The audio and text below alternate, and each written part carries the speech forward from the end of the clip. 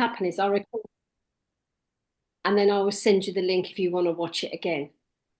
So, and it'll be private. So it'll only be to the people that are obviously on here so that you can always go back and look through what we've done.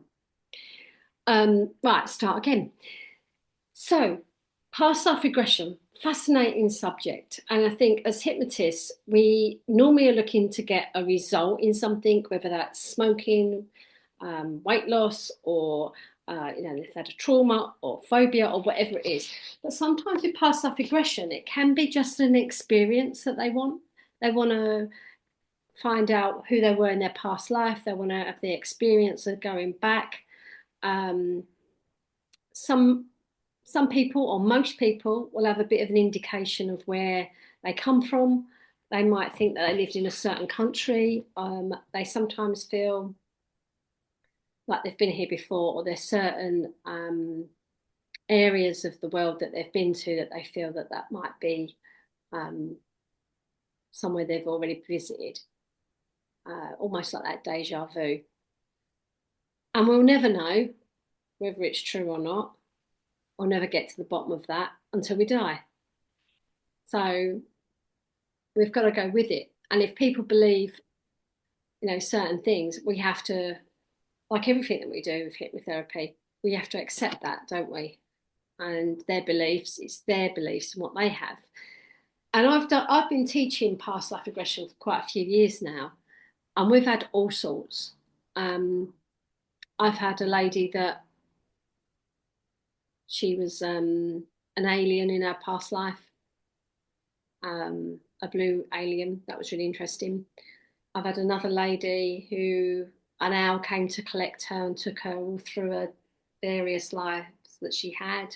We've had men that have been women in the past and women that have been men in the past and different race in the past and all sorts. And I think if you're working with someone past life regression, it's about being open and thinking anything could happen. Anything could really happen in past life regression. And we never know. I mean, we don't with most clients that we see, but with past life regression, they could tell you the story. They could tell you what went on in their past life, like a movie. Oh, he's a noob pin. They can tell you the story of how their past life was and what went on in real detail, and then other people will be quite vague. And that's okay. I think it's just you're working with your client, aren't you? It's like working with them and how they see what's going on in their past life and how it, pans out for them. So, who has had past life out of you lot? Who has experienced past life? I have, even in our last course, I did. Yeah, you do it all the time. Um, I think, Camille, did you have you experienced past life as well? No, you didn't. I wasn't sure if you did. Okay, but you haven't at all, John? No. Okay, all right. So, it is always fascinating, and it is always like a bit of. I always think it's like a bit of an eye opener um, to what it's like to be in your past life.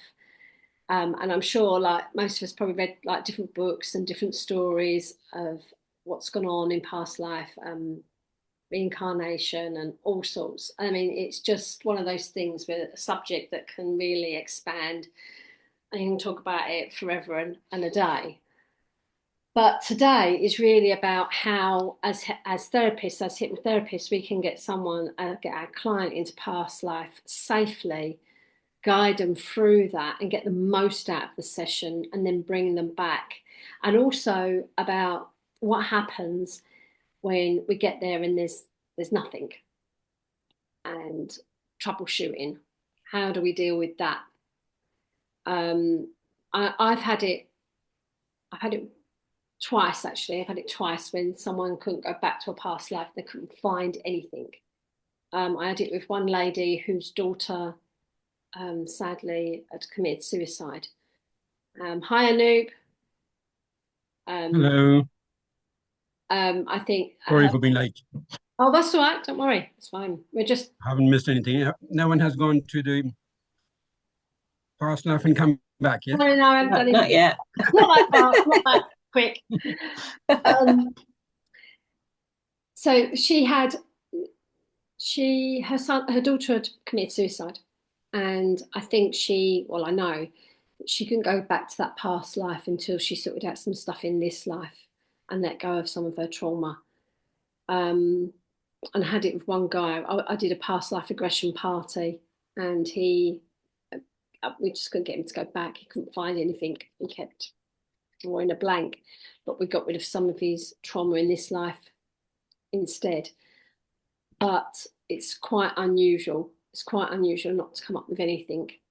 So what is that like? That individual is living their first life? Maybe. Who knows? And this is the thing. How many lives have we had? Oh, I don't know. And one of the other ladies that we had on the course, Louise, she went through so many different lives. I mean, I think she went through about 8 or 9. And it was quite fast. She went from and now I'm traveling through and I'm going somewhere else, which was really quite fascinating.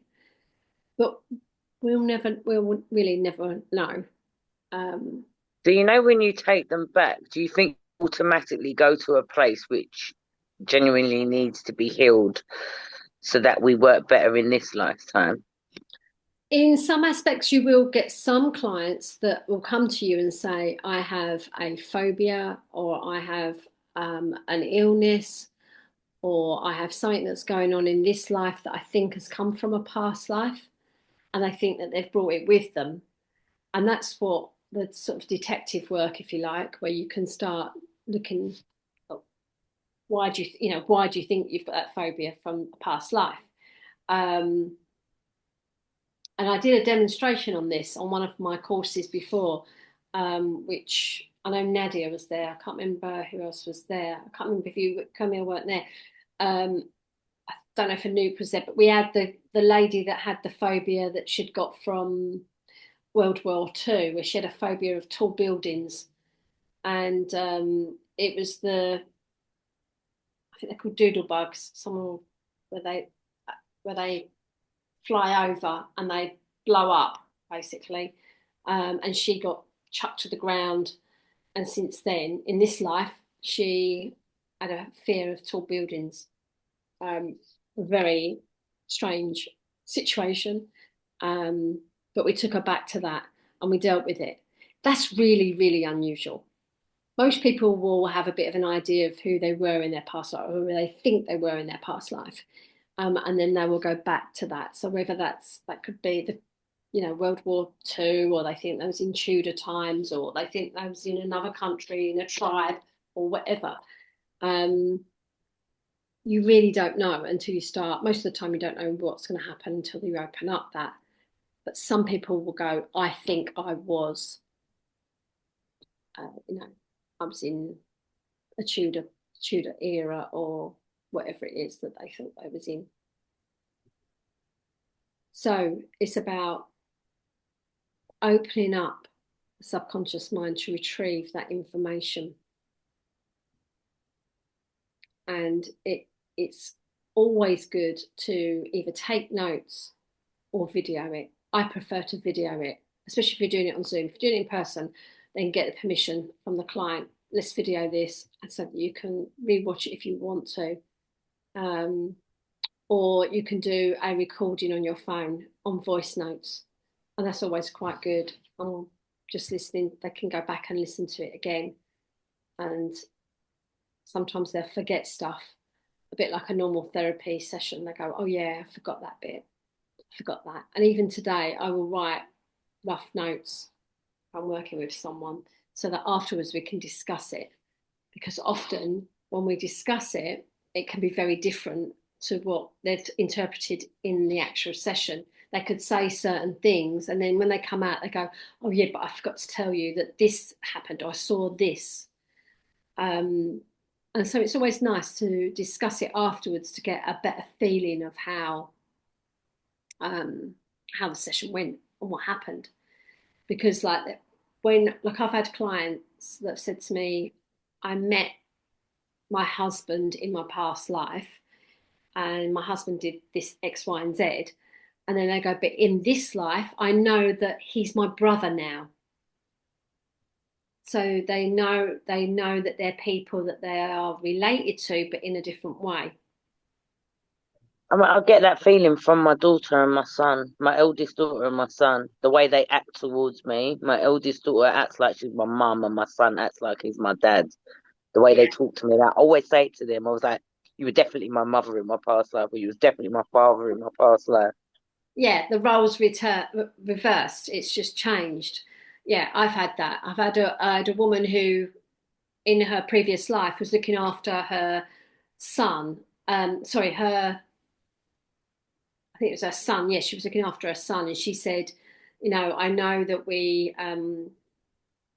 she lost her husband. Her husband died, and she was left with no money. And she had no food, and she had to look after him, and she had to feed him, and she had to try and work. But she was only young, and it was a really difficult time for her. In this life, in her current life, her brother, she believes, was her son, and she felt in this current life that she had to look after him and nurture him still. She said, and he's a grown man. She said, he can look after himself, and he looks after himself. He's absolutely fine. But she felt the need to do so. And I've had a client who believed that in her past life, she'd signed a poverty treaty. And in the past life, she went back and she was a monk.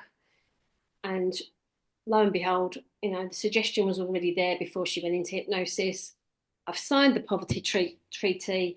We got her to rip the treaty up, throw it in the fire, forget about that. That's stopped now, so that she could come back to this life and behave and have money and be okay. I mean, I don't know where that come from. I don't know why she thought that, but it was one of her beliefs, and I just went, had to go with it. So there you have it. So with past life regression, we still going to be doing a pre-talk.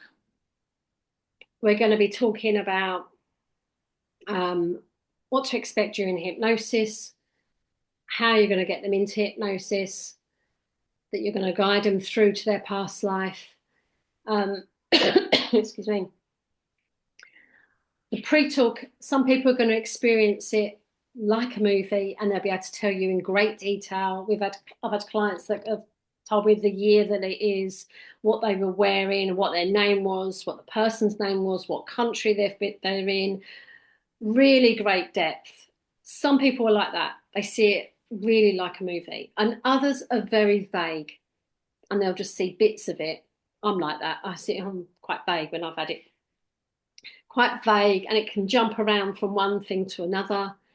And they can't give you too much information. So pre-talk is very similar to when we see a client for hypnosis. It's just explaining that some people will see it in real detail and some won't.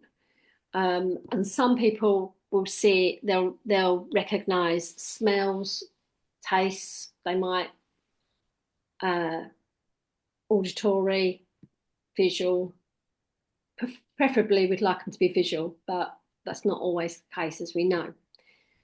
So it's just letting them know in the pre-talk how it's going to happen, what we're going to do, so that they're clear.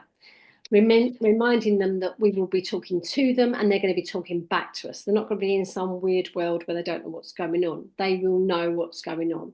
They'll understand exactly what's going on. You're going to be asking open questions. So those questions, when I say open, we're not going to be putting suggestions. As hypnotists, we put suggestions in. In this case, we're not going to when they get to their destination. So when they get into they open up into their past life, the questions we want to ask are open. What can you see? Who are you with? What are you wearing anything? What are you wearing on your feet? Because if we start putting in suggestions, then they're going to imagine that they've got that. It's like, well, if I said to you, don't think about pink elephant, what do you think about? You think about the pink elephant. So we want to be saying things to them, open questions, and that's what's really important, because you don't want to be guiding them into something that's not there. And that, you know, like if I said, you know, what shoes are you wearing? Well, you might not be wearing shoes.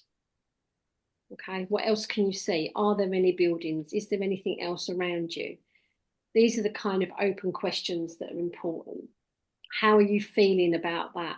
If you're in a dangerous situation, some people will go back, they've been in a dangerous situation. You want to be able to reassure them. Don't forget, you're saying to them, you're okay. Remember, you're safe. Do you want to carry on? Always give them the option. Do you want to carry on? I would highly suggest that they do. If they're in a sticky situation in their past life, let's go through this, but keep them safe. Remind them you're safe. You're okay. You've got this. Going to make sure that they're okay and they're safe. But if they want to stop and they want to come out of it, that's got to be their choice as well. If you really think that they're really struggling with it, you can say to them, if you're not comfortable in this situation, you can always go back the way you came in and come back to the here and now if you want to. So we're always keeping them, their safety is more important than anything, especially if they're getting themselves in their past life in a sticky situation. All right. So once we've done our pre-talk and we've told them that we're going to be doing some questions and they're going to be really open and so on, and then we can start looking at inductions. So inductions, we all have different ways of taking our clients into hypnosis. What sort of inductions do people what sort of inductions do people like to use? What's your favorite inductions? Magnetic fingers, if I have to use one. I think I'll quite like that one. Yeah, magnetic fingers. Mine's definitely breath, and I use magnetic fingers all the time. Everyone seems to follow that really easily. So I didn't hear that, Nadia. You use your breath, and what else? I like to use the breath work, use the breath and the magnetic fingers, like followed by, you know, like the hypnosis melting down them. Yeah. Anyone else? Same as Nadia. Yeah, doing breath Magnetic fingers. Magnetic fingers. Yeah. Yeah, me as well. So fingers and then Yeah. How about you, John? Yep, same thing actually.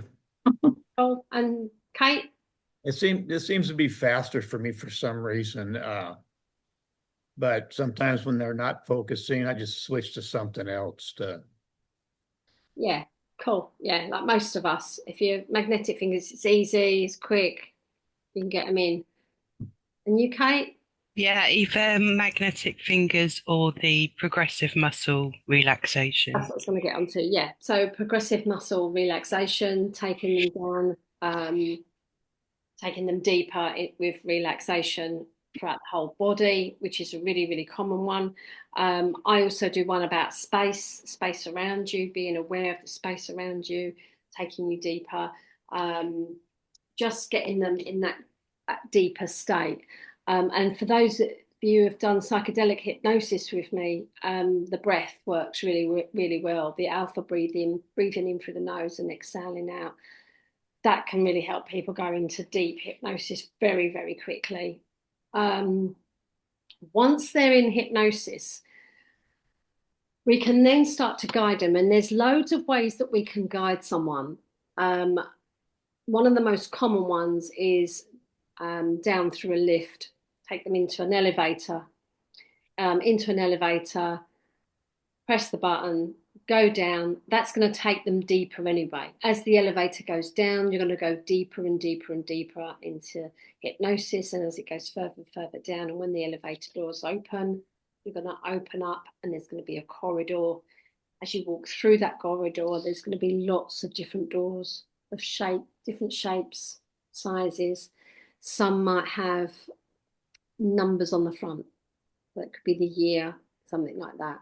You could take them through that corridor and then allow them to stop when they're ready to go through the right door. When they enter that door, they're going to be in that past life. That's quite an easy one to do. Some people like to take them through a photo album, so they could be sitting and go through that photo album, and they can stop at an album and jump into that album and experience what they feel is that person. Another one is going for a nice walk in nature, coming to a bridge, being able to cross over that bridge. It might be a mist across the bridge or fog. And when you come out the other side, you will be in your previous life, in a life that you were once someone else. I always think that's a bit like Stars in Their Eyes or something like that. The program needs to come on you, needs to come out of the fog. But yeah, going across a bridge. And then recently doing more with kind of timeline therapy. I don't know if any of you do timeline therapy.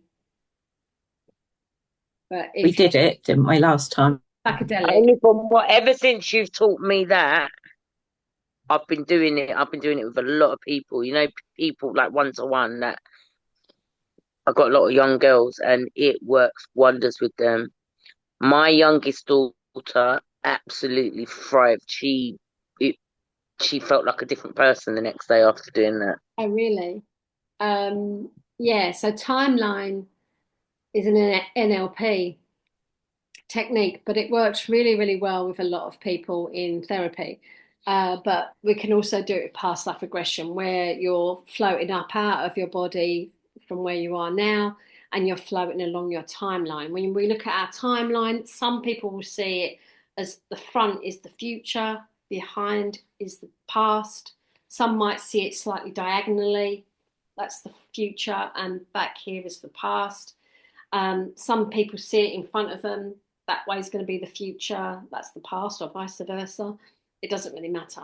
Find out where their timeline is, which way it goes. Go on, Anoop, you've got a question. Just back. You ask them, how would you know that's diagonally or front and back? And then how would you know? They'll tell you. So when you're speaking to your client, you say, we all have a timeline. Where is your timeline? Where do you see yesterday? So if you say to me, where's yesterday? I go, that's behind me. So I'm past yesterday. And if you said, what are you doing tomorrow? I'd go, well, tomorrow is there. And next week is in front of that. And next year is further along. So people generally will talk, or they might, if it was more diagonal, they might go, well, yesterday it was here. They'll normally demonstrate with their hands anyway. And tomorrow is there, and the next day. So if you're going to work with timeline, then it's like, set it up before you take them into hypnosis. Where is your timeline? And make them aware of where their timeline is, so that you're taking them back and you're saying, right, well, timeline is where you can go way back, say by their age. You go back through your 30s, you go back through your 20s, you go all the way back through your teenage years, you go back further and further, even before you were born in this life and beyond. And then that's when you become ambiguous. Once you get birth in this life, then you want to go ambiguous, open it up. And now I want you to go back as far as you wish to go. You can go back further and further and further. Because some people will only go back, they might only go back, 30, 40 years, 50 years. And some will go back 100 years, 200 years. So we don't know. And we want to keep that open, because we don't want to say to them, oh, you're going to go back X amount of years.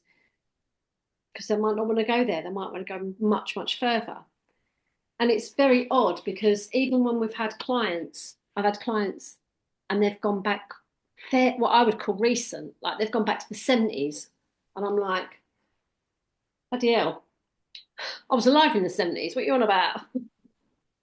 So it's keeping that open, because, They could have been alive in the 70s, died, and been reborn. Okay, so we've got to be a little bit open with that and allow them to we need, as therapists, we need to be guided by the client. We're guided by them. Where are you going from your birth in this life? Open it up. Go back through that timeline and go back to where you believe you, whoever you were.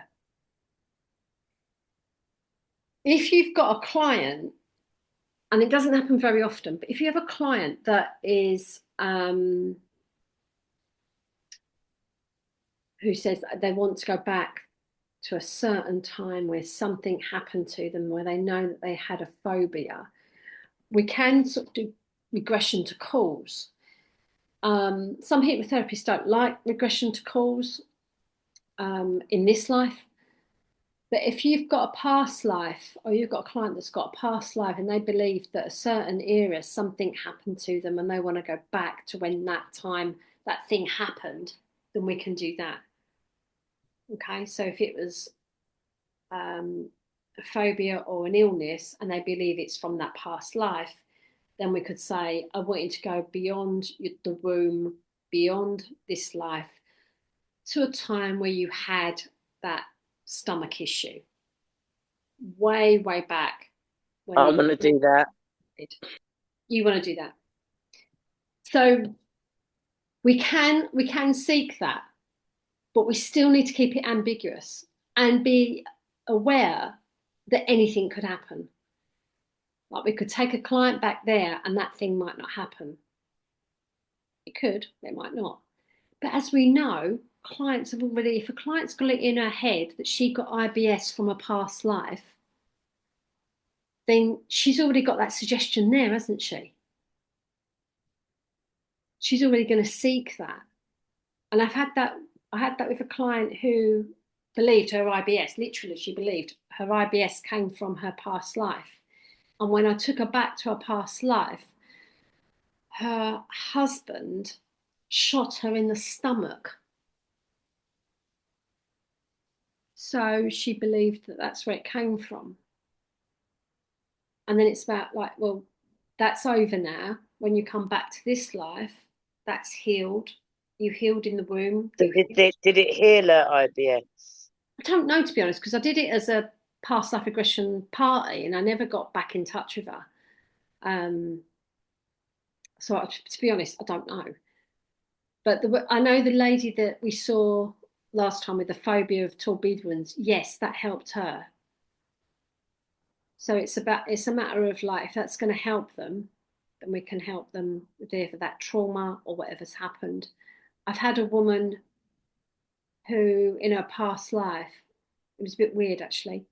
She went back to her past life and she said, I'm just in air. It's just white. Everything's white. I'm just floating in air. I'm just don't know where I am. And I was a bit confused. I was a bit like, oh my God, she's just floating amongst the clouds. That was it. And I was a bit like, where do we go from, like, what do we do with this? So I said, right, well, I want you to go back a little bit further. And I want you to go back to before you was just floating in the sky. I want you to go back to before there. So we took her a little bit further back. She found herself in an airport, but she believed that she was in America. She saw old-fashioned planes, but she was wearing jeans. But jeans come out earlier in America than they did here, because they're a little bit more advanced than we are. So she said, I believe I'm American and wearing jeans. I don't think the jeans, we looked it up afterwards. I think jeans really came out in the 40s, late 40s, I think, in America, but they didn't come here till much later. So anyway, she's in America. She goes on a plane. The plane has an accident. There's some sort of accident that goes off. She ends up being sucked out of the window, and she's floating in the sky.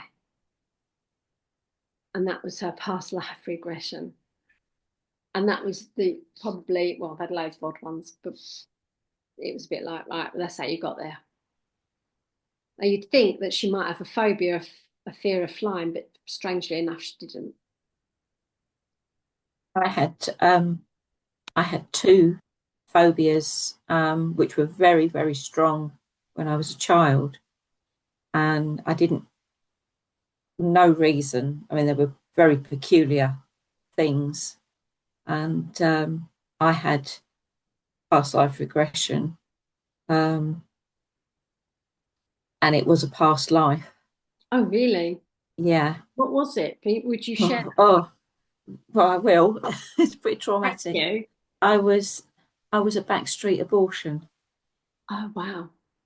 and my two fears were being having my arms and legs restricted and being cold. And the guy that was doing the regression, he asked me what my name was, and I couldn't give him a name. And then I felt the sensation of being sort of drawn out of the body, sucked out of the body. I must have been quite well developed at that time. And then I was just wrapped tightly in something and left in the cold to die. Oh, God. And that's why I can't stand. And even now, if somebody holds my arms or legs, I've just got to get out. But as a child, even if I was in a car and the car was quite small and I was a bit restricted, I'd get to the point where I would scream because I had to get out and move my arms and legs. But I can't stand being tucked in bed. Yeah. I've got to be able to move. Because some people like that feeling, don't they? Yeah. Being But swaddled, no, tight, that was, tucked in bed because it makes them feel safe. yeah, Obviously, for you, it doesn't. no. So I know why I feel like that now. So it's not as bad. And I can, if I'm in a situation where I'm sort of stuck in a bit, like in theatres in this country, the theatre seats are so small. And I sit there and I think, no, you're fine. You can get up and walk out if you want to. And I just sit there and reason with myself. But I know why I'm like it now. That was I suppose once you know why, then that makes it helps. It helps because you can like go, no, I'm safe. Like, Yeah, I'm safe. I'm okay. yeah. Interesting. So yeah, you're gonna get it. You're gonna get people that are gonna come up with phobias or fears or understandings. I think might be a better word is oh, that's very much aha moments. Oh, that's why I don't like blah blah blah. So and I've had quite a few clients that have had that where like I had a client who had done something wrong in a past life and they took her baby, took her son away from her and she got taken off to prison. And then in this life, she had to have an abortion, but she said it bothered her. She had to have an abortion for medical reasons, but she said it really bothered her. But when she had past life, it made her understand because she'd lost that son because he was out of her control. They took the little boy away from her. But in this life, she'd given that child away. So, yeah, it's one of those things that can make sense to the client. And we might not see that during their experience of past life. We might not see it until afterwards and they come out and they go, oh, well, by the way, this happened or that happened and that's what makes sense now. Okay, so that's why we've got to keep a bit of an open book and keep the questions very open and allow it to be their experience so that we can get the most from it. And I would definitely take some notes as you're going through it and record it in some way with like I said, on a video or a voice note that you can get from your phone. Yeah. So once they've done their past life and they've experienced what they've seen and everything else, If you're doing a one-to-one, which you would be at this point, if you're doing it and it's just a session with you, as opposed to parties, because I don't know if any of you have heard me talk about past life regression parties. So past life regression parties is where get someone to host a past life regression party, and you might want to invite 5 or 6 people to the party, charge accordingly, and then each person comes up while the others watch, and you do a short past life regression session.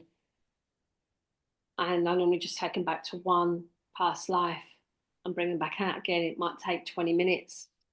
And it's quite popular because safety in numbers for the others. They feel a bit safe if everyone else is there. It can be a bit of fun with people having a party. They're sort of like might have a glass of wine and maybe some food or something like that. They make a night of it. And it's entertaining. It's entertaining.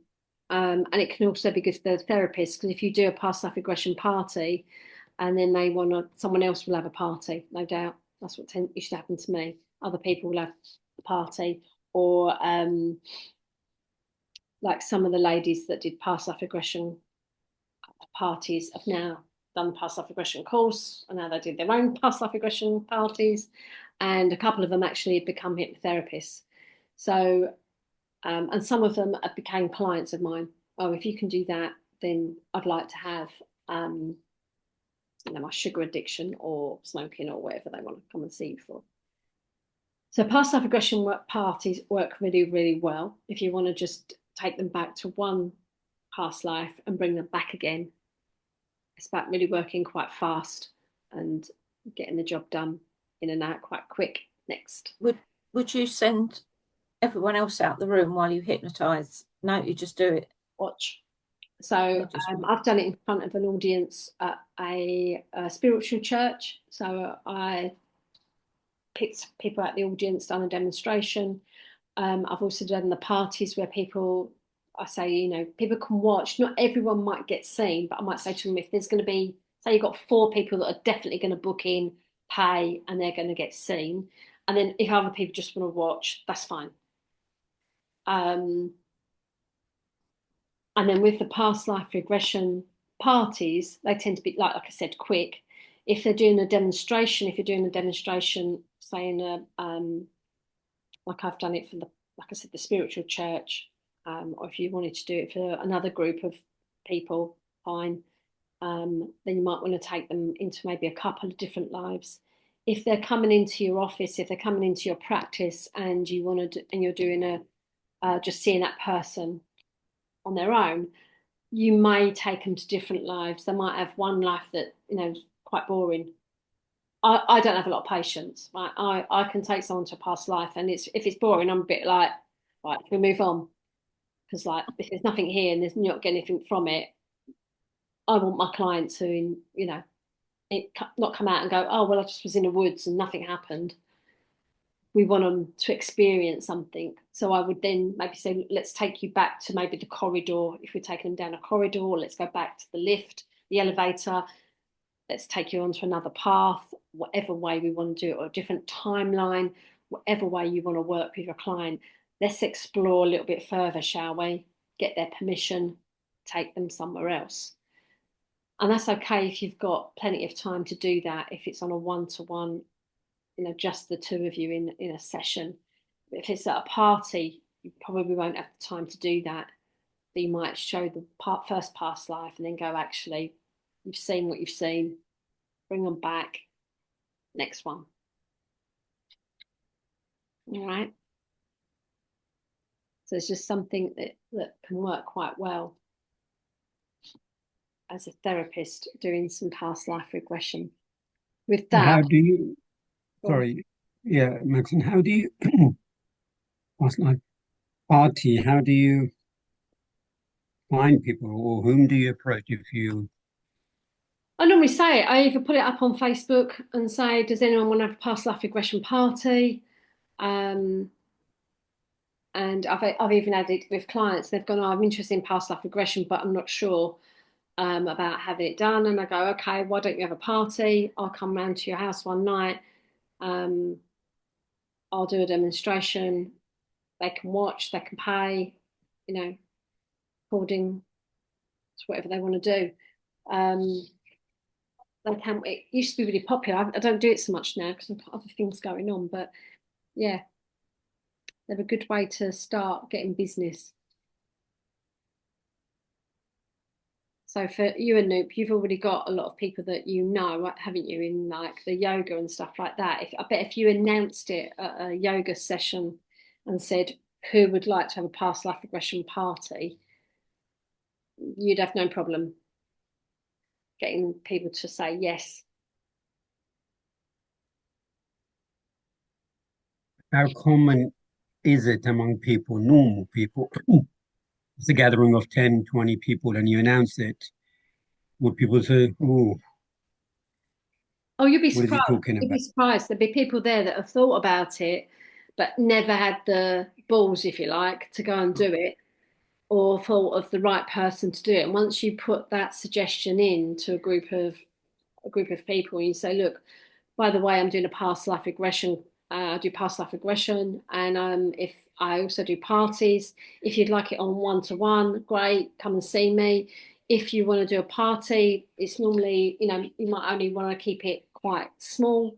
You might only say 4 people, or you might want to do 6 people. I used to say no more than 6 because you can end up being there forever. Ask them. Once one person says it, I'll host a party, and then you get a few, then it's a ripple effect. It will have every party I ever done, I always got another party booked out of it. It's very rare that you don't. And I even have had quite a few of them. They'd have a party for like a circle of friends, and then they'd go 2 months later. They go, I'm gonna have another one for another circle of friends, and then invite me again. So it can work. You know, it can work really, really well. It's normally quite a fun night. It's normally quite laid back, bit of banter, bit of fun, you know. Like, What sort of time-ish would you suggest for the party?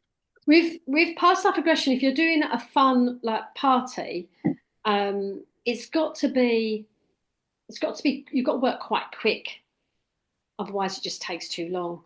So I would try and not try because that would be foul. Take them back into their past life, get them to experience that, whatever they're going to experience, and then bring them back out again.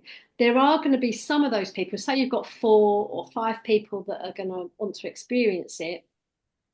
There are going to be some that take longer than others. There are going to be some that are going to get into that past life and they're going to open up, and they're going to, like, there's going to be loads of stuff that's going to go on. And then you're thinking, oh God, I've got to get them out of here, like, because this is taking too long. So it's about then saying, right, okay, I'm going to start heading back now. You've seen what you've seen what you need to see. We're going to start getting you back. They may take, say, 45 minutes, but you might get another person that you might take them back, and they might see a few things and they go, right, yeah, I'm done. I'm going to come back. Some will be emotional, some won't be. You really don't know. So you might see the next person, they might only take 20 minutes. But you just don't know. So gauging the hours that you're going to be at a party, it's quite difficult. But I would, once I've got a party, once I've got the women in front of me, then I would tell them about myself, and I would tell them what else I do. I would do the pre-talk to everyone because that makes it easier. You're going to do all the pre-talk with everyone all at the same time. You're going to tell them what's going to happen. So they already have that expectation and their belief already. So it is a bit of a conveyor belt. You're taking them in, you're doing the past life experience, you're bringing them back out again, and then you might do a couple of questions afterwards next. Yeah, any questions on that? Past life regression parties and how that works. So once you've done that, once someone's in their past life, bringing them back has got to be safe as well. They've got to remember that whatever's gone on in that past life is in the past, and you can almost like close that door. That's over with now, and come back to the present time. Bringing them back to the present time can be, if you're going to do timeline, you're going to come back along the timeline back to the present time. If they've gone down in an elevator through a corridor, you can take them back out through the door that they came in, through the corridor, back to the elevator, back up, taking you up. And as you're coming up, you're going to come back into the present time, the here and now. Same with a bridge. If they're, they've got to go back to where they saw the bridge, wherever they came from, taking them back, closing that area off. That's finished with now. Leaving behind any negative emotions, you can leave that there and come back to the here and now, just bringing them back safely. Don't forget, if there is someone that does have a reaction, an emotional reaction, let them bring that out, let them go through it.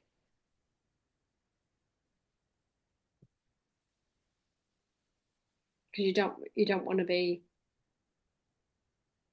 if they're going to. Can you say that last bit again, please? So if you've got someone in their past life and they have an abreaction, if they cry, get upset, feel scared, just reassure them that they're okay, but allow them to have that moment like you would in normal therapy. Allow them to have that cry, allow them to feel, if they're frightened or they're scared or they have fear, then remind them that they're safe. You're okay. Just remind them that they're okay. Does that all make sense?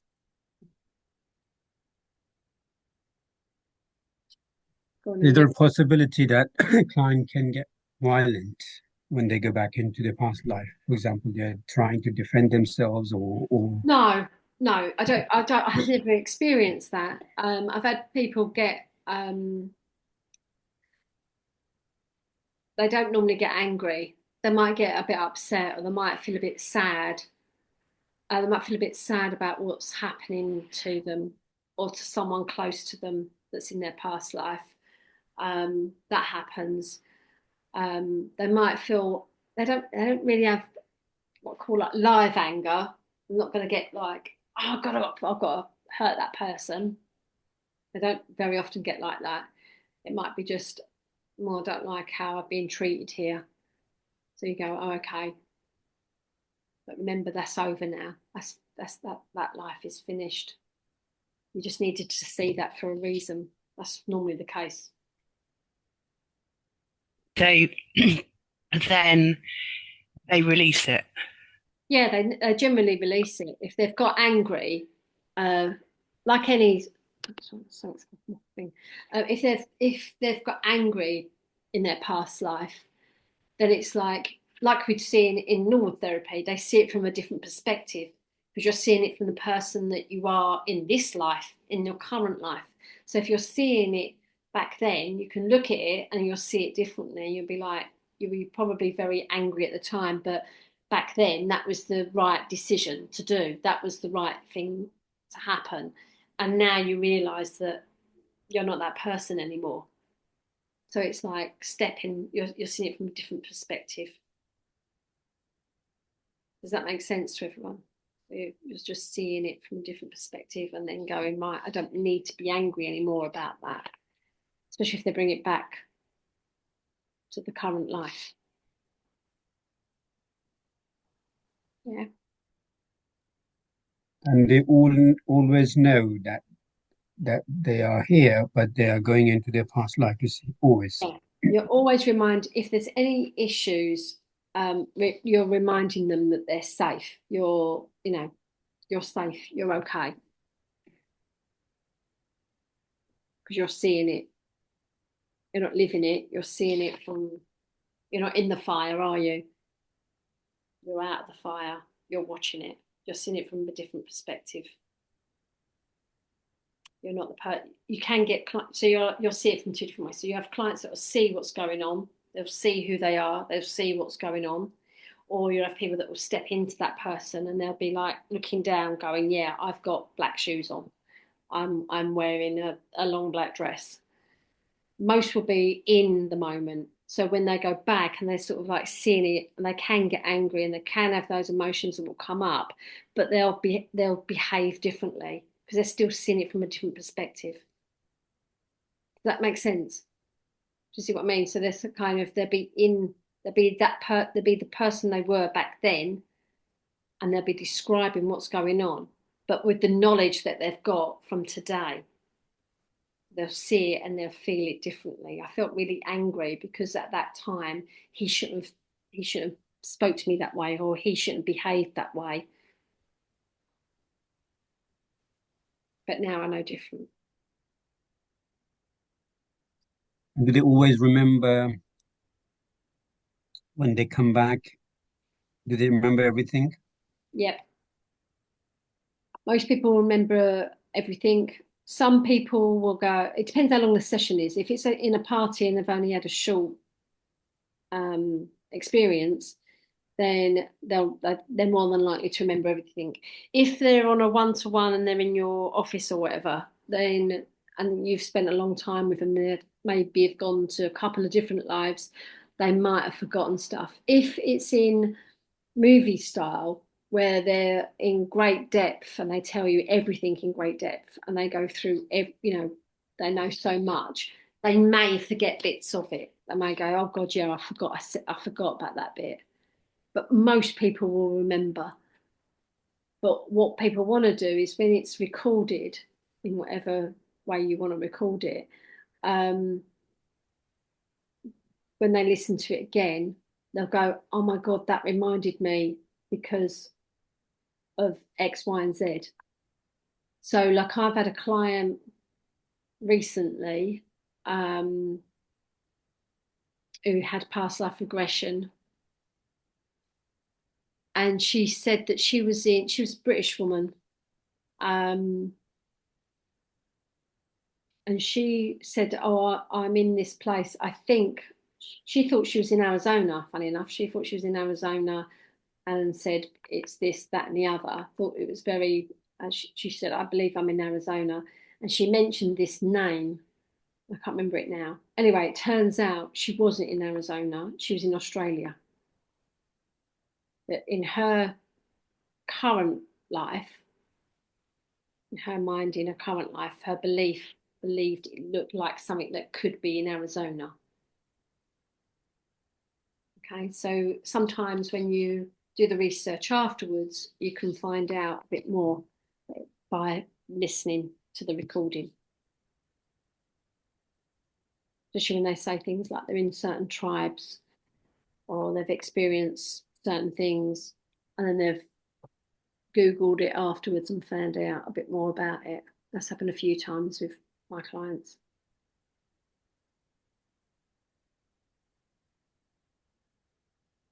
Okay. So, I'd like to do, I'm running well to time, so that's good. I'd like to do a demonstration.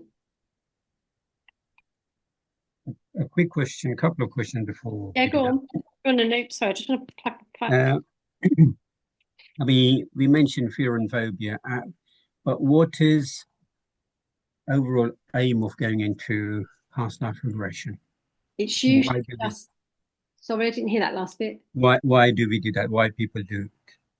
Most people want to do it just for the experience. They believe that they may be made in a previous life, or they believe that they were a witch in a previous life, or whatever, and they just want to experience that. It's normally just an experience. Some people occasionally, like I said, it'll be if they might think that their phobia or their illness came from a past life. Then we can explore that. But most people, they just want the experience to see where they came from.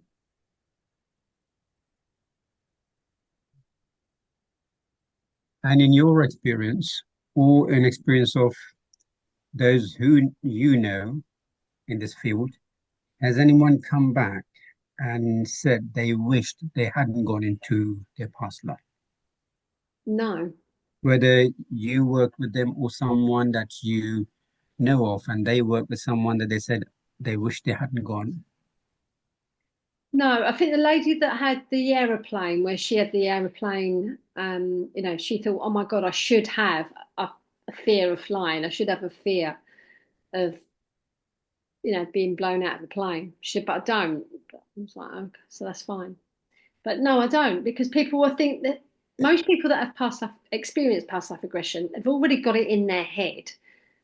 It's something they've been thinking about for a long time. It could be years that they've been thinking about having past life aggression.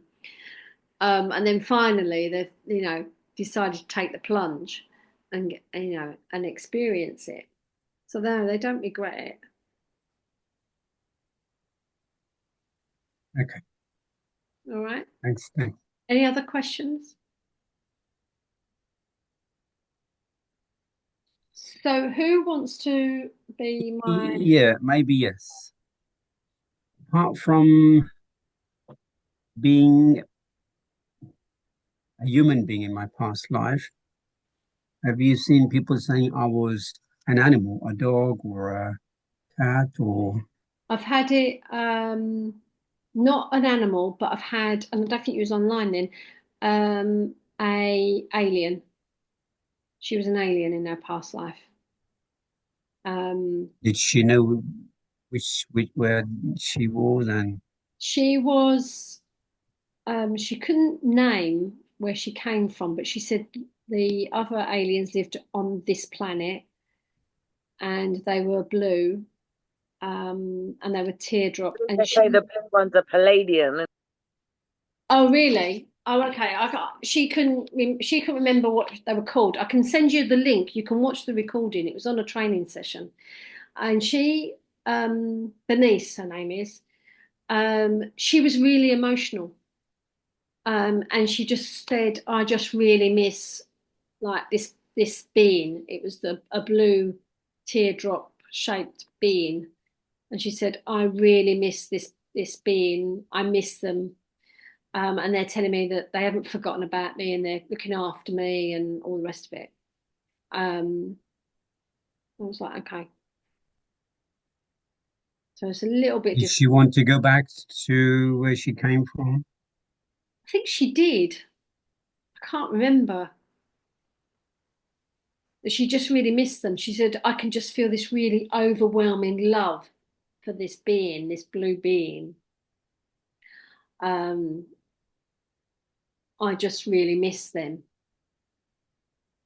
So yeah, she was just crying. So that was a little bit odd. Not your normal past life regression. But no one come and said they were an animal or a bird I've had or a tree or...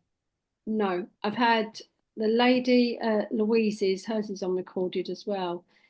She had a big owl that came to collect her and took her back to her past life or lives. She went through quite a few. But the owl was just there to take her, to guide her. But never had anyone that was an animal. No. Like hypnosis, can you do past life regression on yourself? Can someone do on themselves? I think it's quite a tricky one to do on yourself, but I don't know anyone who has. But I can't see why not. I think it's better, like any therapy, I think it's better if you're guided. You've got someone to lead you. I think that's probably the best way is for someone to guide you. Okay. Thanks. I don't mind being a volunteer. Come on then, I'll do you. Let's do it. Let's do Let's this. do this. You've not been past life regression before. Never. No, I think it's fascinating. So I'm like, yeah, let's do it. Let's see where I go. Right, I'm probably going to end up being one of the boring ones. They're like, yeah, no, there's nothing there. yeah, No, no. something there. Right, bring her out. I'm bored now. Because I am like that. You know me. No patience. Was that it? Was that it? That'd be me. I'd be saying that myself. Like, oh, is that it? Oh, come on. Like, yeah, can you make something up? 'Cause I'm bored. Oh gosh. It's not Right, good, you is go it? stay over there. You go. No, no, no. All right, mummy's busy now, so you have to stay away. Right. So, hold on, just got to get some more maths as well. Yeah, that's fine. Sorry, one more thing. Can you quickly get my bottle of water for me, please? Thank you. Thank you. Right, so Camille. That's on the floor. So we're going to do this past life, and then you lot are all going to practice on each other. So you're all going to get a chance. Okay. This Because is a past life regression party like. yeah, so basically, yeah. this would be like a past life regression party, except we're in Zoom instead of being in person. It's a past life regression party in COVID times. That's what this is. Yes. Like, yeah, that's what this is. You can all join in. But what I will do is I'll take Camille into past life. I will obviously guide her there. And then I will open up the questions that any of you want to ask. That's a good idea. So that if anyone has any questions, just put your hand up and then I'll give you a chance to ask a question. All right. So ask Camille. You'll ask Camille direct. Yeah. And you can say, I'd like to, just put your hand up and I'll Stop. Now stay in my bedroom, please. Go to my bedroom. I'll be asking the obvious questions. The questions have to be open.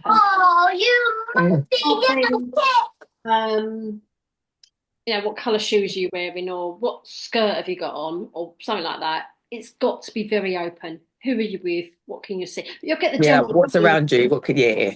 Yeah, that's the sort of thing that we'll be doing. But you'll know from me guiding. Yeah. So I think what we'll do is I'm going to do it. I'm not going to do it at the time. I'm actually going to do. I'm going to do it with the. I keep saying the lift because British would call it the lift. Oh, elevator. Elevator. Yeah. I might do it in the. I would do the elevator look and then going back down into the elevator and going along the corridor and stuff like that.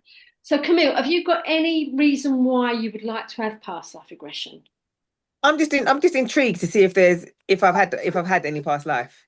So you've got no inclination that you nothing at all, literally nothing at all. So I'm literally just intrigued. I've had Kazea, my youngest daughter keeps saying to me that she was my mum, so I'm intrigued to see if that was actually the case or not, because who am I to say no, that's not true. So it would just be kind of nice to see if kind of that was the case, or just if there is anything there at all whatsoever. Yeah, okay, all right. But what's your daughter's name? Kazea, yeah.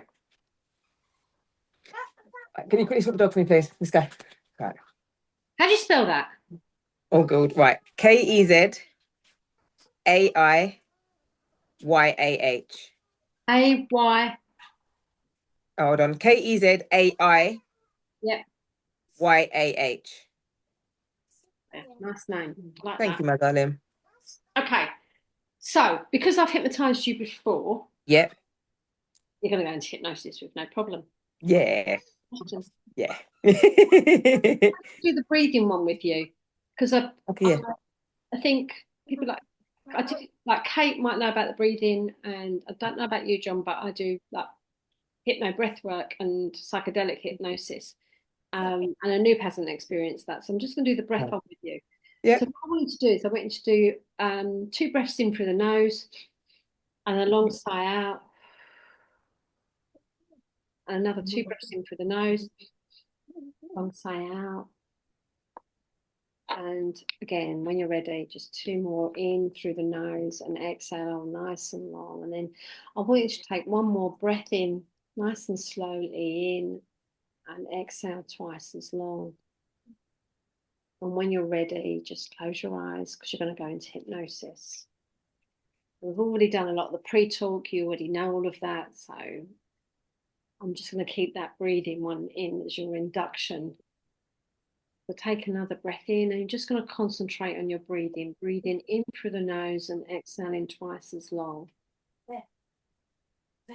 In through the nose and exhale twice as long. As that hypnosis comes in through the top of the head, just like it has before, you're going to go deeper into hypnosis. That hypnosis is going to work its way down through the facial muscles, all the way down through the neck, down through the chest, the stomach, all the way down through those legs, and down to the tips of your toes. As you go deeper and deeper into hypnosis, you concentrate on your breathing. Breathing in through the nose, exhale twice as long. Get that stillness at the end of the breath as you go deeper and deeper into your hypnosis. As that hypnosis comes back up through the soles of your feet, it doubles up in strength, taking you deeper and deeper and deeper. And the deeper you go, the better you feel. You feel perfectly safe. You're fully aware of where you are and the noises around the room, but you're just going to listen to my voice and my voice only as you drift deeper and deeper and deeper into your hypnosis. That's right. You're going to go deeper and deeper and deeper. As the hypnosis comes up through the soles of your feet, it doubles up in strength. It works its way up through the calf muscles, up through the thighs, all the way up through the spine, and it branches off the various organs around the body. Taking you deeper into your hypnosis. The shoulders will drop as you go deeper into hypnosis. Deeper and deeper and deeper and deeper and deeper now. And you become aware of the space around you. Space between you and the chair supporting you, the space between you, walls, space between you and the ceiling, space between the head and the shoulders, the space between the shoulders and the elbows, the space between the elbows and the waist, the space between the waist and the knees, the space between the knees and the ankles, and the space between the big toe and the thumb, and the space between the thumbs and the shoulders, as you just drift deeper and deeper and deeper into your hypnosis. That's right. You're fully aware of the noises around your room, but you're going to listen to my voice. You go deeper and deeper and deeper, and you're perfectly safe. You're totally in control of your mind and your body as you just drift deeper and deeper and deeper. That's right. Just deeper and deeper and deeper. And you know that you're in the current time, the here and now. You know that it's June 2025. You're aware of that. But you're also very much aware that you've had previous lives. Very much aware that you've had previous lives. You know that you've been here before. You know that you've been here before. And today you're going to explore one of your lives. And I don't know which one it is. But we're going to take you back. We'll travel together and take you back, all the way back. And what I want you to do is I want you to only imagine that in front of you is a very beautiful lift, elevator, right there in front of you. Give me the nod when you can see that elevator. Yeah, you can see that elevator. I want you to imagine, and only imagine, that those elevator doors just opening up and you being able to step into that elevator. Step into that elevator. That's it. Have a good look round. And you can see the buttons and the doors close. And as they close, you feel relaxed and calm. And you know that that elevator is going to take you somewhere special. It's going to take you deeper and deeper down. You press one of the buttons, any button will do. And the elevator is special. It can go up, it can go down, it can go sideways, it can go diagonal. It doesn't really matter. It's going to take you back, and it's going to take you deeper and deeper and deeper. Allow the elevator to guide you. You may feel the elevator moving, you may not.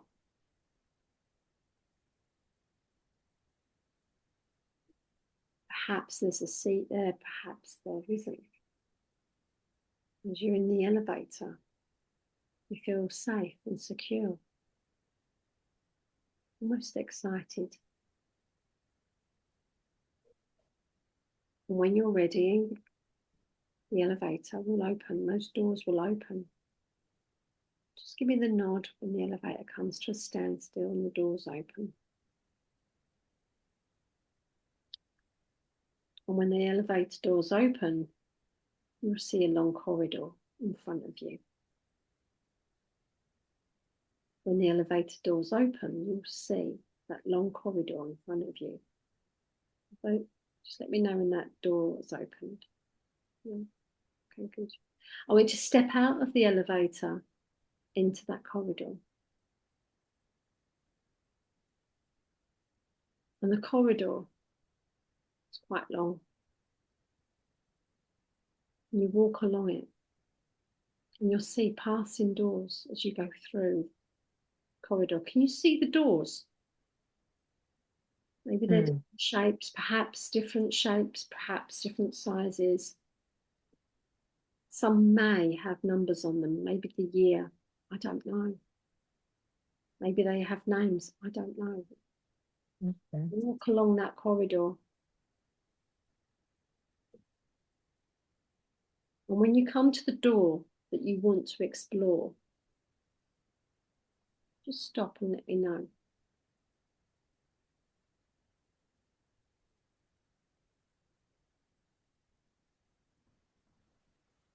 Yeah, you found a door? Good. Is there anything on the door, in the front of the door? No, it's just got a light. It's like they've all got orange lights above them. Okay. And this is the door that you've chosen? Yeah. Go through that door. And when you enter that door, you will be in one of your past lives. So just take a breath in, just open the door when you're ready and enter when you're ready. Yeah. What can you see?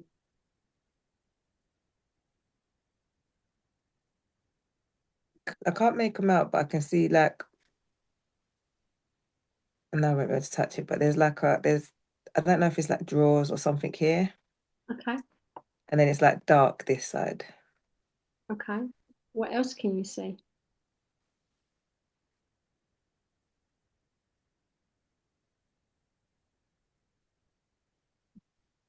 There's like a light at the very back. Okay. Right at the very, very back, but it's very faint.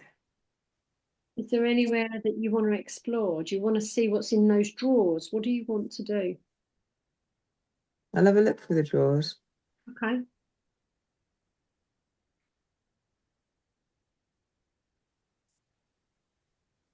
Just, it's like a white, I don't know, hold on. It's like a white, don't know if it's a dress or a t-shirt. It's got long sleeves, Okay. but I don't know if it's a dress or a t-shirt. Okay. That's it in the top drawer. There's like a round, tiny little round thing, but I don't know what that is. I don't want to touch it. You look like you don't want to touch it. Like, is there a reason why you don't want to touch it? It don't look nice. It looks like it was fresh at one point, but now it's not anymore. Okay, fair enough. Yeah, no, hold on. Next drawer.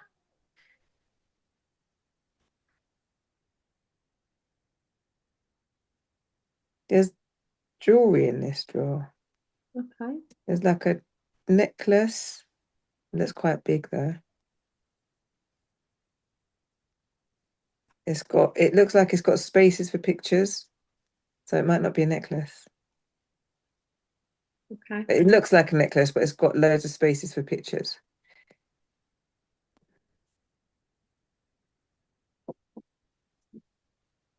I don't know what that is next to it. Okay.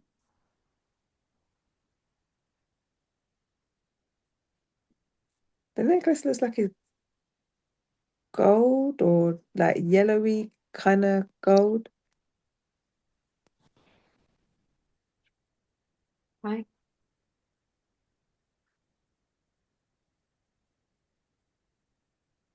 And do you know what you're wearing? Yes.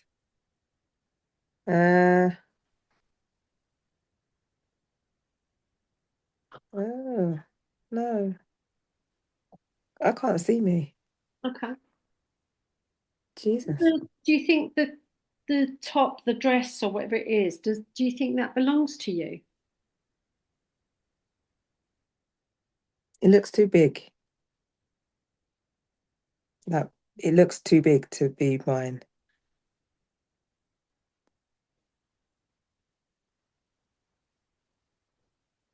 Like wide ways. It doesn't look like, I don't feel like I'm wide enough to wear it. Okay.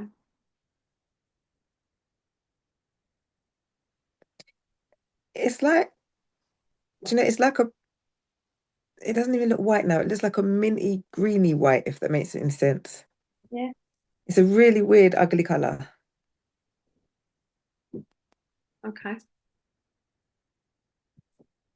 What is that?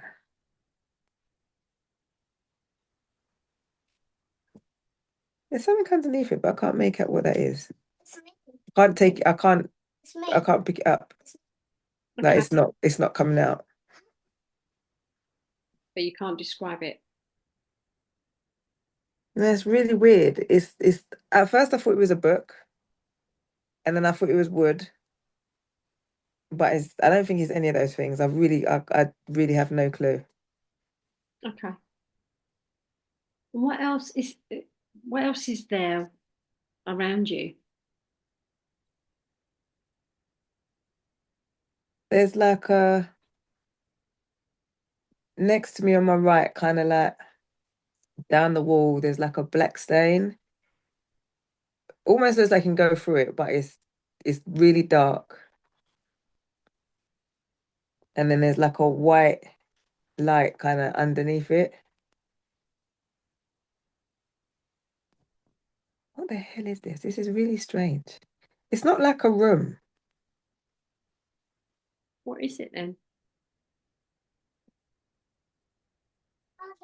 It feels like it's not an open space, but it don't feel or look like a room. I really can't describe this. This is really strange.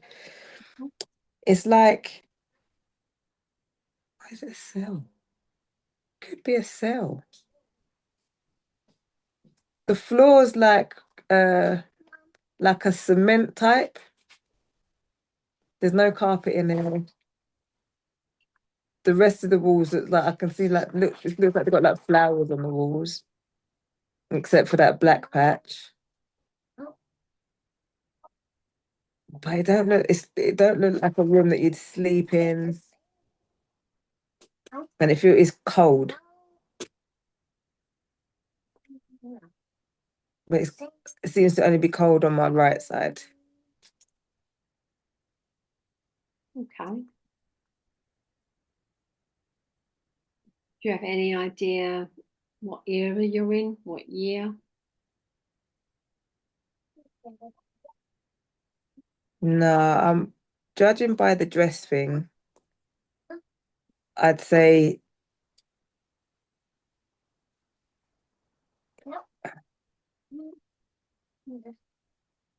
it kind of looks not Tudory, but Tudory, if that makes any sense. But not Tudor. But like oh, like the TV show era. I don't think that's gonna make sense either. All right. Okay. So do you know what your purpose is of that life? I'm not supposed to be in here, I know that much. Oh, right, okay. What makes you think you're not meant to be there? There's nothing of mine here, and it's very empty,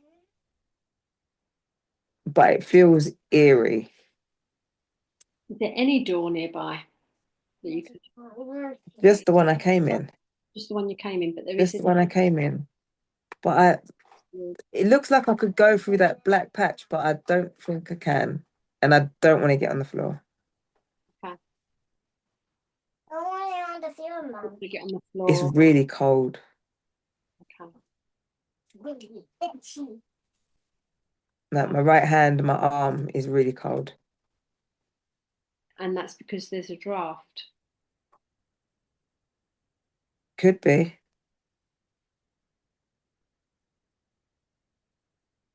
It could be where that white light is.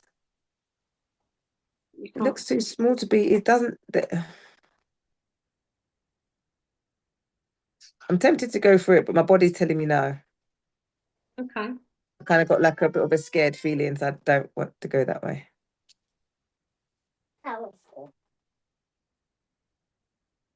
You don't want to look. Can you look through that light? No, the light's too bright. It's very, very, very bright, which Okay. is lighting up the black on the Okay. wall. I'm going to open a question. Join my master. Everyone else. Huh? Okay. Questions.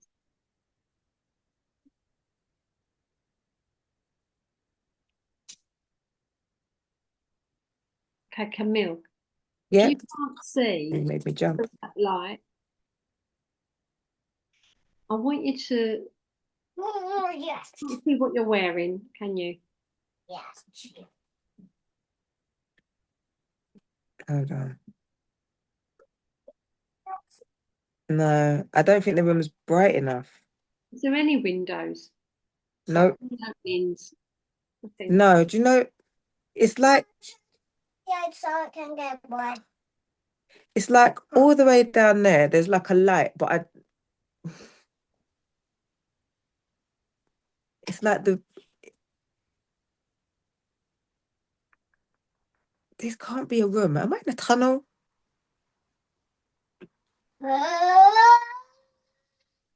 You want to walk towards the light, or is that too? One, two, yes. Okay.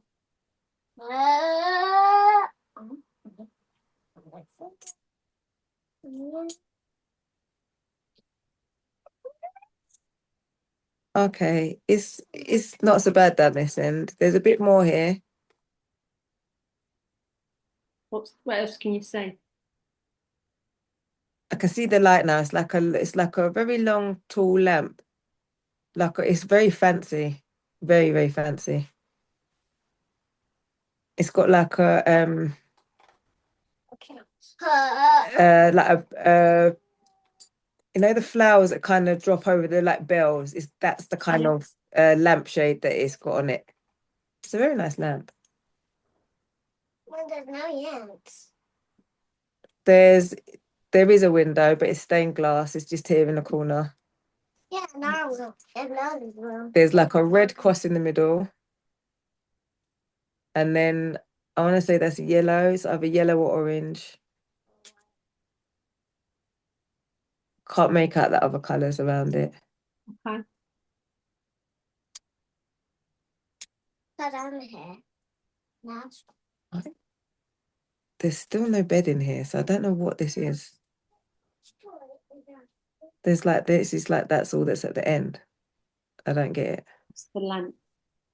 Just the lamp and the stained glass window.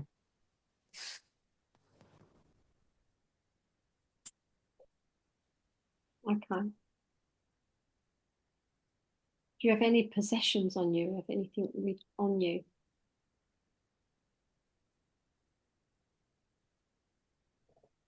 No. What am I wearing? I think I'm in the same thing as what was in the drawer. But mine's really long. Mine's like a 90. I can see white down by my legs. Like I want to say a gown. Okay.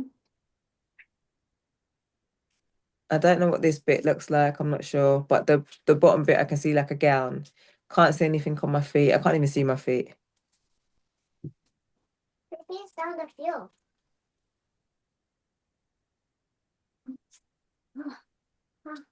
My hands look weird. In what way? Yacht. Like scratched. Okay. I don't know if I've scratched them or they've been scratched. I'm not sure, but they just kind of like eczema looking but scratched. It's not eczema. How do you And know? they don't hurt. Do you know how you got those scratches?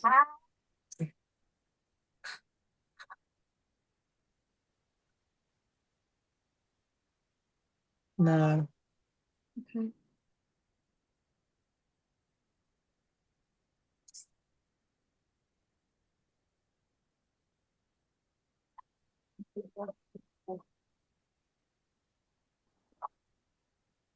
It's colder down here.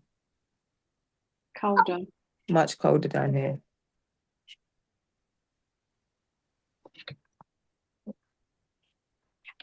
Yes. I don't like this room. It's got like a sad feeling to it. No one else is there. You're not with anyone. You can't see Can't anyone. hear anyone. I can't see anybody. There's no traces of anyone except for what was on the drawer. Like, but it's just cold and empty. Can you smell anything?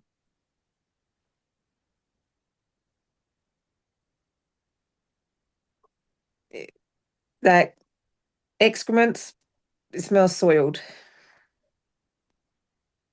At this end. Okay. Ooh. I didn't notice that before. That's nasty. Thanks. Mm. Mm-mm.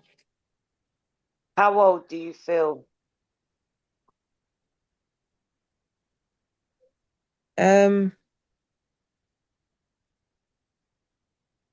I feel young but tall.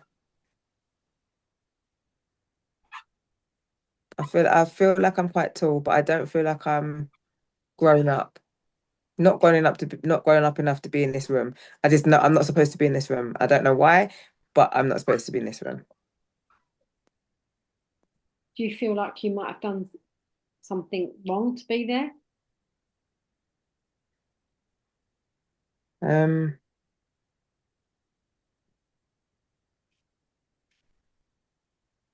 I don't know. I don't want to lead you on that, but Maybe. I don't know, but I feel sad, so maybe. But I don't know. I don't know if I feel sad because I can feel a presence of someone who used to be here.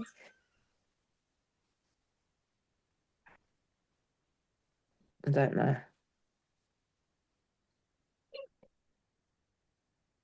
okay.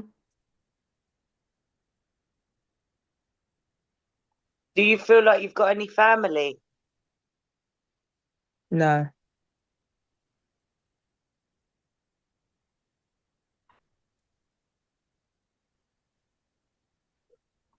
I don't think I've even got Are you friends. a man or a woman? I'm a Male, female. No, I'm a female. female? Yeah. I think my hair's brown. Is that brown? As I turned, I just kind of saw like curly brown hair. Do you remember if you've been told to stay there or if you've been put there and I told don't not to? know. I don't know. Can you hear anything? No, it's very empty. Like you know, like if you put a shell to your ear and you hear the sea, It's got that kind of hum, but it don't sound that nice. But it's what's the emotion that you feel sad. now? Okay. Sad.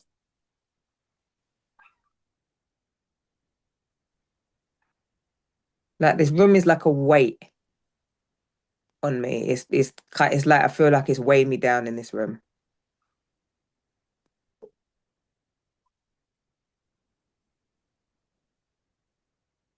I want to say it's a cell, but the walls don't make it look like it's a cell. Like it's not all concrete. The walls kind of look velvety, red velvety. But it's not a nice room to be in, if that makes any sense. Do you know what year is it? Pardon?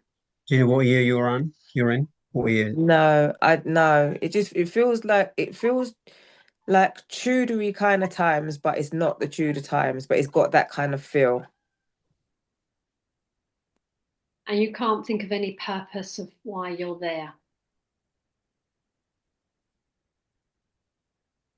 Am I supposed to clean this place?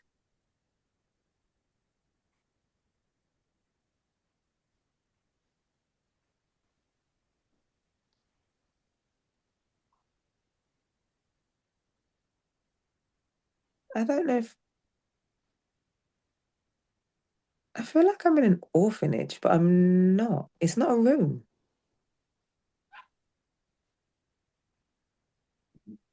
It's just very sad. Do you feel like you have something that you need to solve in this moment?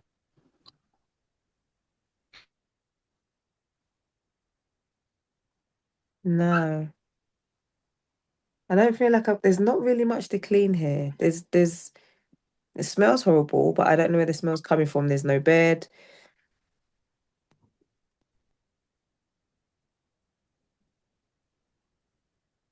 Do I go through the black patch? My body's just twitching all over. Don't know if I'm nervous. And now I feel sad. Very sad.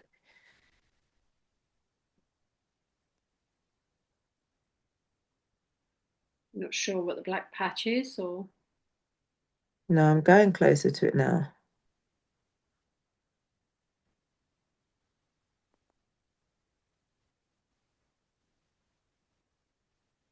There's a smell coming from the black patch. Oh, no. I just got a wave of...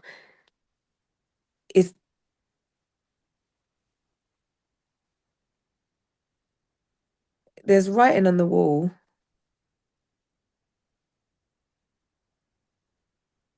That I've just moved the black patch. I don't think it's a door or anything. I don't know what that white light is. I think it might have been highlighting to tell me to look there.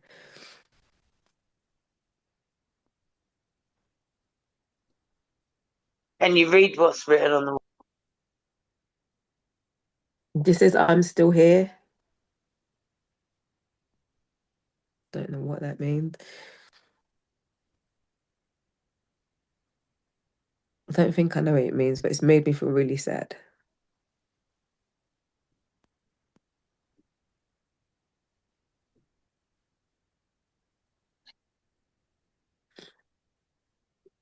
Do you want to let go of any emotions or resolve anything in this moment? No, I just want to get out of this room. I don't know if I'm related to the person that wrote that, or I have no clue. well, you've obviously released something there. Are you ready to return? Yeah, let's get you out there. So head back towards the door that you came in, remembering that whatever happened in there is over with. You just shut that door. And shut that door when you're ready, walk out of it, close it behind you.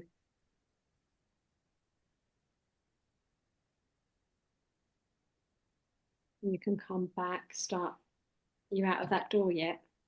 Yeah. Start heading back towards the elevator. Remembering who you are. Head back towards the elevator. Press the button when you're ready. And step into the elevator.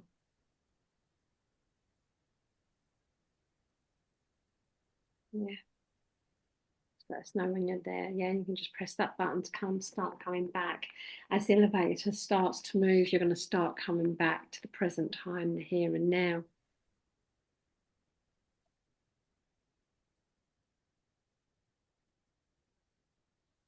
And when you come back, those elevator doors might open. You might be back in the room that you're already in. At the present time, the here and now, is the woman you are today in 2025.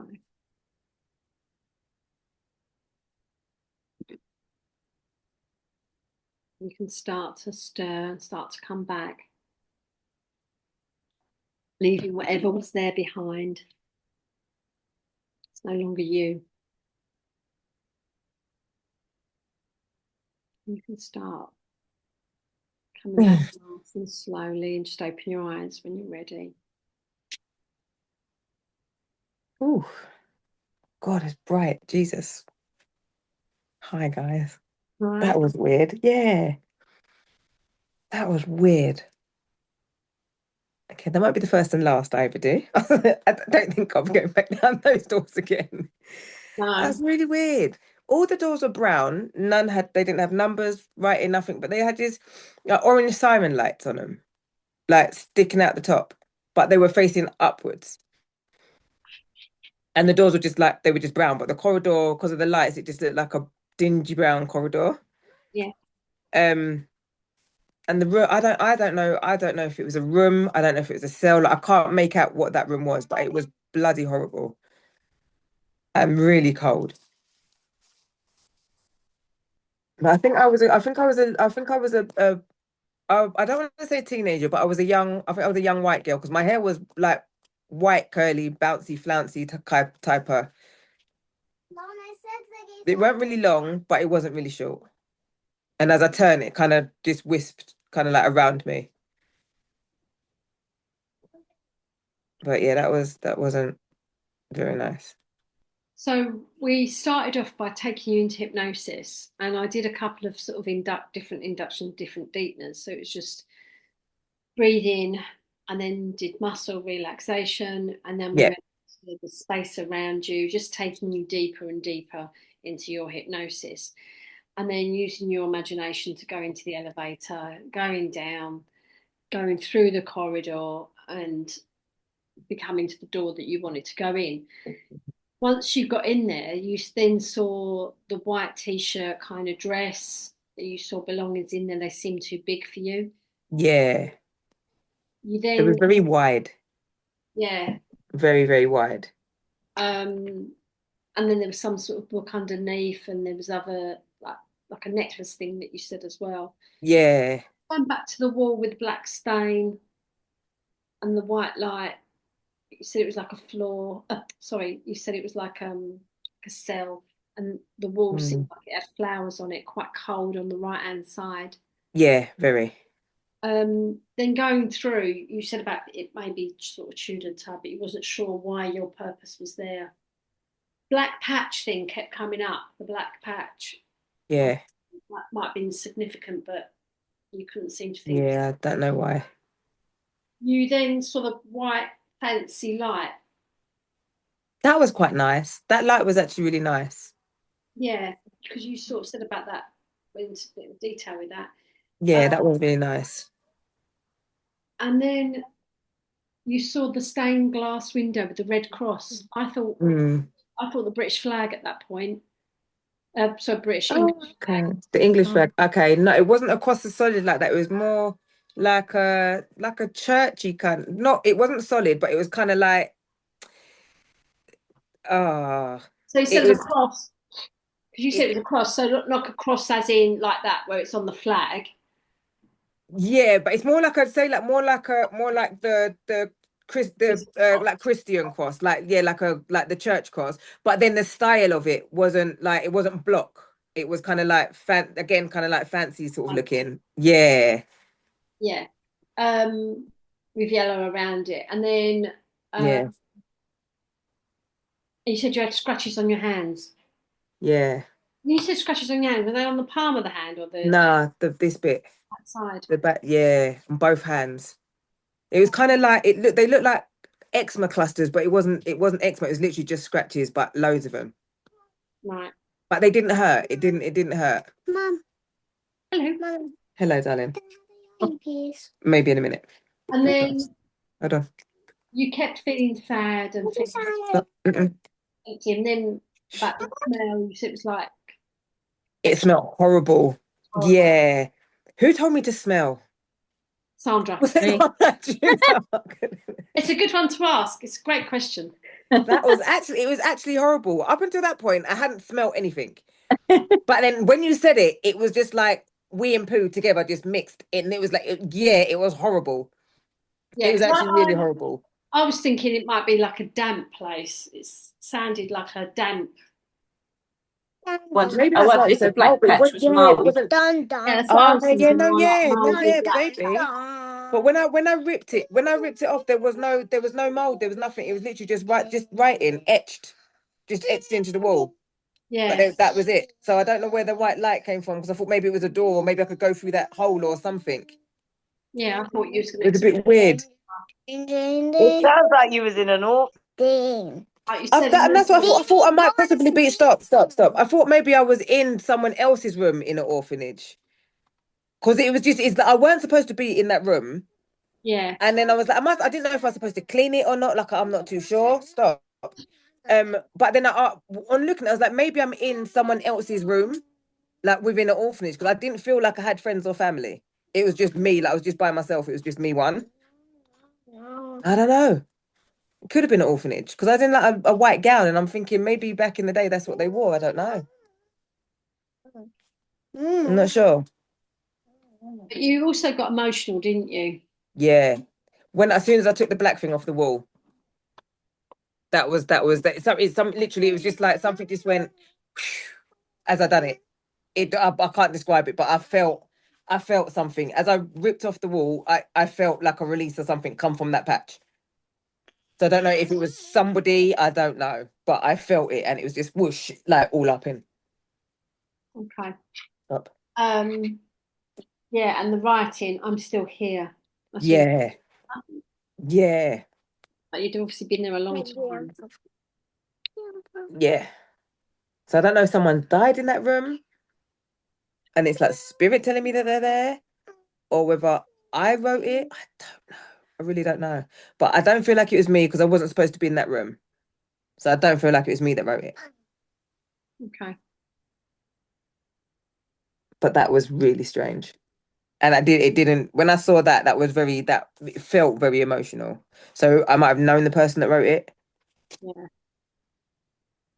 His money can go. But that was very, very weird. He's a mission. And then coming back out, how did that feel once you got out of that room? I felt like running. I felt like I was running down the corridor very quickly to the lift. I knew I was safe, but it felt where I'd left the room, when I didn't feel like I was supposed to be there, I felt like someone might come and ask me why I was in the room. So I had to get to the elevator. But when I shut the door, I was like, oh my God, I'm out. Like, it felt good. Like, I felt the weight lifted off. That felt really nice. And then when I got into the elevator, and I was like, oh my God, it's even better, because now I'm closer to getting back. I'm out. And then I got back, and I'm like, oh my God, it feels nice. It feels nice to be back, but it feels really bright here. It was really dark in that room. It was just eerily dark. No, stop. Go That's to the kind of impression I got all the way through. Yeah, very, very, very eerie. Yeah. Stop. All right. So some people's past life is just like that, and it might come to you later on, so it might come up. But Yeah, you we'll don't- see. I'm gonna have to research orphanages from back in the day or something. Might have to see if anything pops up. Yeah. We But yeah, didn't that was ask. weird. We didn't ask if you knew what country you was in. Oh, I couldn't tell you now, babes. I ain't got a clue. I don't even Ask know. more about what you were wearing and stuff like. And we did ask you about possessions, but sometimes when you Yeah. see more about what you're I wearing, didn't have any possessions. There was nothing on me at all. It was literally, I was just in a white gown. That was it. There was nothing on me. I don't even know if I had shoes on. I couldn't see my feet. I have no clue. Not a clue. Okay. And I can't lie, Maxine, I swear, when you was taking her into hypnosis in the deep now, I was going, oh, I was going, oh, I had to keep waking myself up, like, that I said, putting me into hypnosis.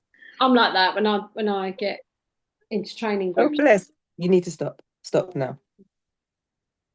Okay, so you don't have to do it like with the taking Camille into hypnosis. You don't have to do it that way. You can do whatever way you want it. If you want to do the elevator and then the corridor, you can do that. You can do a bridge. You can find yourself walking in nature. As you go across the bridge, you're going to find yourself coming out the other side, and you will be in the place where you want to be. You can also take them into their timeline, where they're set it up before. If you're going to do that, set it up before you take them into hypnosis. Where's your timeline? Where is that? Is it behind you? Is it in front of you? Wherever it is, if you're going to take them back that way. If you want to do an induction, if you want to do magnetic fingers, that's fine. Your deep now, whatever way you want to do it, you can do it that way. Like muscle relaxation. There's no rules and regulations to this. It's got to be how you want to guide them into that past life, but keep the questions as open as possible. So we're going to take a break, and then I'm going to put you into rooms, and you're going to work with someone, and you'll have about half an hour, 40 minutes. I'll give you 40 minutes. Camille was in about 40 minutes, and you probably do it. Yeah, you was in about 40 minutes. Jesus. Yeah, so we'll give you 40 minutes. Wow. It went really quick for you, didn't it? Yeah, well, quick. Hmm. God, that is so strange. It is for most people. They can come out and go, God, have I really been in there that long? Yeah, It's didn't. doing a party, they might have a bit. They seem to be. They know they couldn't have been in that long because we're in a park. Yeah. So yeah. So what we'll do is we'll take a break because we need to. The brain likes movement. Have a little dance, as I always say. Do a little dance. Have a little dance. Have a wee. Get a cup of tea or whatever. Whatever you want to do. We'll take we'll come back at 19:35, 15 minutes. I don't know what time that is for you, John, but 15 minutes. That's fine. 15 minutes. And then we'll come back, and then I'll put you into rooms and you can practice. And then what we'll do, but then tomorrow you'll be practicing with the other person. So you'll get a chance. All right. So let's do a 15-minute break. Cup of tea, and shake a little shake. All right, and we'll come back. A little shake or a little dance, as the body likes movement. And I'll just pause the recording. Please, as usual, ask me to put the recording back on, because you know how rubbish I am at that.